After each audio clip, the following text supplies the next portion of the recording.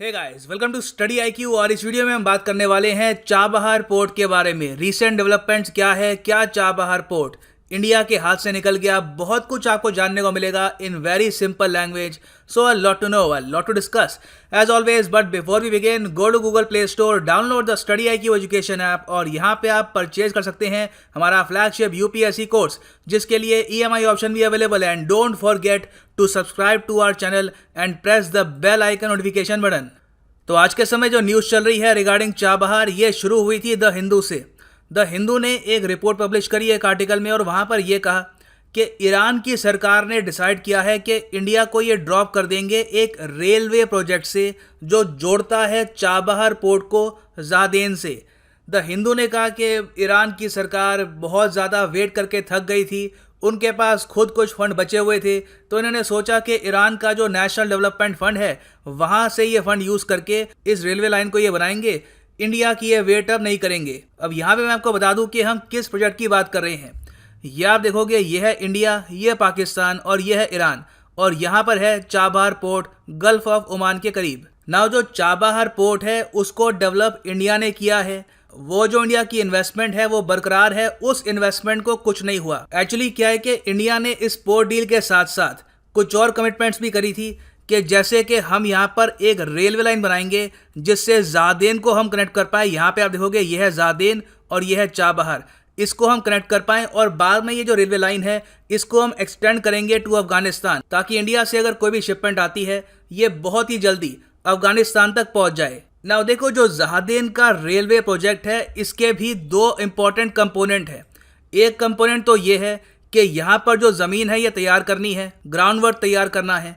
फिर दूसरा यहाँ पर कंपोनेंट है प्रोजेक्ट का सुपर स्ट्रक्चर का, जहाँ पर ये ट्रैक बिछाएंगे, रेक बिछाएंगे।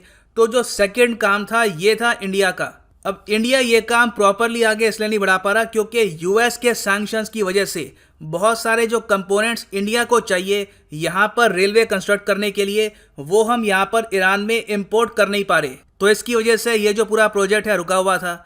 ईरान ने अब यहाँ पर कुछ कंस्ट्रक्शन अपनी तरफ से स्टार्ट कर दी है। हालांकि जो पोर्ट है वो अपनी जगह प्रॉपरली काम कर रहा है। और रिसेंटली जो इंडिया की एम्बेसी है ईरान में, उन्होंने भी काफ़ी ट्वीट्स करी हैं, काफ़ी तरीके से क्लैरिफाई किया है कि ईरान का जो चाबहार पोर्ट है उसके थ्रू जो अफगानिस्तान का एक्सेस है वो आज भी बरकरार है। और इंडिया एक मेजर रीज़न है कि चाबहार में कुछ बिजनेस हो भी पा रहा है, क्योंकि इंडिया की वजह से ही यूएसए ने एग्जेम्प्ट किया था चाबहार पोर्ट को अपने ओवरऑल सैंक्शन से। तो यहाँ पे आप देख पाओगे ये ट्वीट है इंडिया इन ईरान की, मतलब कि इंडियन एम्बेसी इन ईरान की। ये ट्वीट की गई थी 15 जुलाई 2020 को। यहाँ पर ये कह रहे हैं कि कंसाइनमेंट रिसीव किया गया है ऑफ पेस्टिसाइड, और ये चाबहार पोर्ट में रिसीव किया गया। और 14 जुलाई 2020 को ईरान की जो मिनिस्ट्री ऑफ एग्रीकल्चर है इसे ये सौंपा गया। फिर उसके बाद अफगानिस्तान के एक मिनिस्टर हैं ताहिर कादरी, इनकी भी एक ट्वीट आई कि जो छठा कंसाइनमेंट है of 8200 metric ton wheat carried in 355 containers, इसने अपनी जर्नी शुरू कर दी है अफगानिस्तान की तरफ फ्रॉम चाबहार पोर्ट। और जो ये इनकी ट्वीट है ये भी रिसेंटली आई है, एक दो दिन पहले। तो इन ट्वीट से इंडिया और अफगानिस्तान ये बताना चाहते हैं कि चाबहार में जो काम पहले चल रहा था उसी की तरह चल रहा है, और जो भी यहाँ पर ईरान ने डेवलपमेंट करी है रिगार्डिंग रेल प्रोजेक्ट, उसका इम्पैक्ट चाबहार पोर्ट पर नहीं होगा। अब फिर हम आते हैं रेलवे लाइन पर। तो इंडिया ने यहाँ पर भी क्लैरिफाई किया है। यहाँ पर आप देख पाओगे एक आर्टिकल है बाय टाइम्स ऑफ इंडिया, इसको रीट्वीट किया है इंडियन एम्बेसी इन ईरान में। मतलब कि इस आर्टिकल को एक तरीके से सपोर्ट किया है। ये कहा है कि जो इस आर्टिकल में लिखा हुआ है ये इंडियन गवर्नमेंट की पोजीशन है। तो टाइम्स ऑफ इंडिया के इस आर्टिकल में इन्होंने बताया है, मतलब कि बहुत सारे जो ऑफिसर्स हैं from the ministry of external affairs, इन्होंने ये कहा है कि हम लोग ईरान के प्रति कमिटेड हैं और हम बिल्कुल चाबहार जहदान रेल प्रोजेक्ट को ज्वाइन करेंगे और इसकी कंस्ट्रक्शन इंडिया ही कंप्लीट करेगा। और इंडिया ने ओवरऑल रिफ्यूट किया है कि इस प्रोजेक्ट से हम बाहर हो चुके हैं। हाँ, यहाँ पर यह कहा है कि इनिशियली इस पर ईरान ने कुछ काम स्टार्ट किया है, मगर वो बहुत ही बेसिक वर्क होगा। इवेंचुअली जो इसका मेजर बल्क वर्क होना है वो इंडियन कंपनीज ही पूरा करेगी। और इस साल बाय द वे मैं आपको बता दूं कि इंडिया ने 100 करोड़ रुपए एलोकेट भी किए हैं इस रेलवे प्रोजेक्ट के लिए फ्रॉम इंडियाज बजट। तो पैसा एलोकेटेड है। इंडिया बस वेट कर रहा है कि जो जियोपॉलिटिकल समीकरण है ईरान के सैंक्शंस को लेकर, ये इम्प्रूव हो जाएं यूएस इलेक्शंस के बाद। आपको पता होगा नवंबर 2020 में यूएसए में प्रेसिडेंशियल इलेक्शन है, तो जैसे ही वो हो जाते हैं उसके बाद काफ़ी कुछ चेंजेस आएंगे। तो इंडिया मोस्ट प्रॉब्ली उसके बाद बहुत ही तेज़ी से जो ये रेलवे लाइन है इसको भी कंस्ट्रक्ट करना स्टार्ट कर देगा। ईरान ने भी उसके बाद, देखो ईरान के जो गवर्नमेंट सोर्स हैं, इंडिया की स्टेटमेंट के बाद इनका ये रिप्लाई आया है। ये कह रहे हैं कि अभी के लिए इस प्रोजेक्ट को हम खुद फंड कर रहे हैं, मगर इंडिया के लिए दरवाजे हमेशा ओपन हैं। इंडिया की जो कंपनी है IRCON, उसके अलावा राइट्स, ये आराम से यहाँ पर आ सकते हैं। इनको ही अवार्ड किया गया था second phase of this project, तो बिल्कुल कुछ महीने बाद यहाँ पर इंडिया की एंट्री भी हो सकती है। तो ये कह देना कि इस रेलवे प्रोजेक्ट से इंडिया बिल्कुल बाहर है, ये गलत होगा। सो यूएस इलेक्शन से इंडिया क्या एक्सपेक्ट करेगा? देखो बहुत ही सिंपल एक्सपेक्टेशन है कि जो भी जीते, चाहे जो बाइडेन हो या फिर डोनाल्ड ट्रंप हो, वो ये रियलाइज़ करे कि ईरान के साथ एग्रीमेंट करने के अलावा और कोई ऑप्शन है नहीं। बहुत ही सिंपल इक्वेशन है यहाँ पर कि या तो यूएस ईरान के साथ बैठकर कुछ एग्रीमेंट करेगा और ईरान के जो सैंक्शंस हैं ये लिफ्ट होंगे, या फिर जो भी जीतेगा ट्रंप या बाइडेन, उनकी टर्म में यूएस ईरान की वॉर होगी। ना अगर यूएस ईरान की वॉर होती है तब तो देखिए कंप्लीटली डिफरेंट सिनेरियो है। उसमें चाइना की इन्वेस्टमेंट, इंडिया की इन्वेस्टमेंट सारी धराशायी हो जाएंगी। It will be a completely different scenario, और वो होने के चांसेस भी काफ़ी कम है।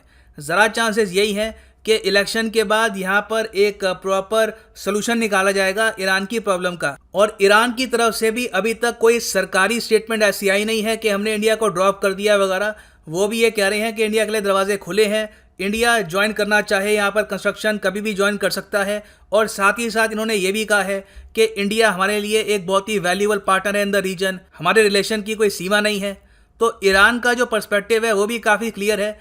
इंडिया एक मैसिव मार्केट है। इन द पास्ट सैंक्शंस लगने से पहले इंडिया बहुत ही ह्यूज क्वांटिटी में ईरान से ऑयल परचेज करता था। तो अगर ईरान को कभी भी कुछ छूट मिलती है फ्रॉम यूएस सैंक्शंस, उसका इमीडिएट इम्पैक्ट होगा इंडियन मार्केट पर, और ईरान बिलियंस ऑफ डॉलर्स कमा सकता है फ्रॉम इंडिया। तो ईरान कभी भी नहीं चाहेगा कि वो कंप्लीटली डिपेंडेंट रहे on just one country China.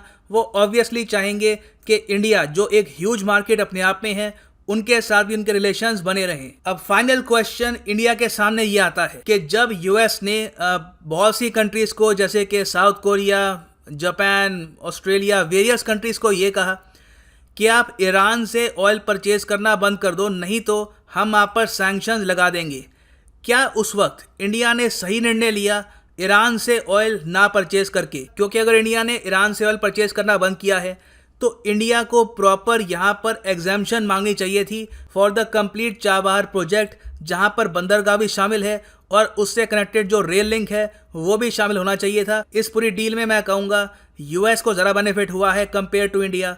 और दूसरी बात यह है कि इंडिया ने यूएस की बात यहाँ पर मानकर एक बहुत ही अनप्रेडिक्टेबल प्रेसिडेंट डोनाल्ड ट्रंप पर भी भरोसा किया, ये भी अपने आप में रिस्की था। तो आज के समय कहीं ना कहीं जो इंडिया के स्ट्रैटेजिक थिंकर्स हैं वो सोचेंगे कि क्या इंडिया को भी वही रास्ता अपनाना चाहिए था जो चाइना ने अपनाया है कि यूएस की सैंक्शंस की हम फिक्र ना करें और ईरान से ऑयल परचेज हम करते रहें। खैर अभी के लिए सब कुछ डिपेंड करता है यूएस के इलेक्शंस पर। ये जो न्यूज़ है ये एक न्यूज़ इन ट्रांजिशन है, अभी इसमें काफ़ी डेवलपमेंट होगी। तो कोई डेवलपमेंट होती है वहाँ पर प्रॉपर ऑफिशियल सोर्सेज के साथ मैं आपके लिए वीडियो ले आऊँगा। For the time being this is the end. Thanks for listening and as always god bless you all.